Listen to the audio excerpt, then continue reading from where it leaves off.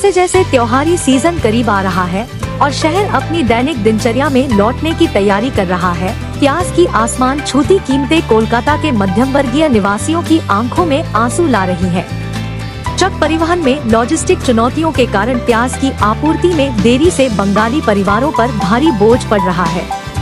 ठीक एक हफ्ते पहले प्याज 30 रुपए से 35 रुपए तक की कीमतों पर उपलब्ध था।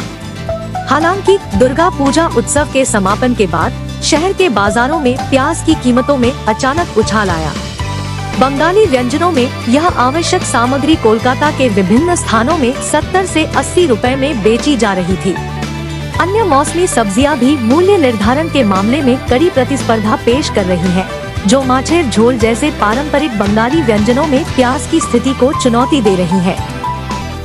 यह स्थिति सड़क के किनारे स्थित भोजनालयों को भी समान रूप से प्रभावित कर रही है, जो रोल और पकौड़े जैसी चीजें पेश करते हैं। ग्राहकों के खोने के डर से कई विक्रेताओं ने अपनी तैयारियों में इस्तेमाल होने वाले प्याज की मात्रा कम कर दी है, जबकि अन्य सावधानी पूर्वक प्याज की कीमतों में गिरावट का इंतजार कर रहे हैं।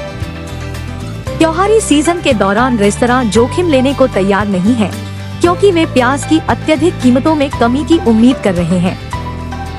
राज्य सरकार द्वारा स्थापित मार्केट टास्क फोर्स के सदस्य कमल दे इस संकट का कारण आपूर्ति में व्यवधान को बताते हैं। उन्होंने बताया, दुर्गा पूजा के दौरान प्याज ले जाने वाले ट्रकों को राज्य के प्रवेश बिंदुओं पर रोक दिया गया और फंसा दिया गया। क्योंकि प्याज जल्दी खराब हो जाता है, ट्रकों के फंसे होने के दिनों में स्टॉक का एक महत्वपूर्ण प्रतिशत सड़ गया।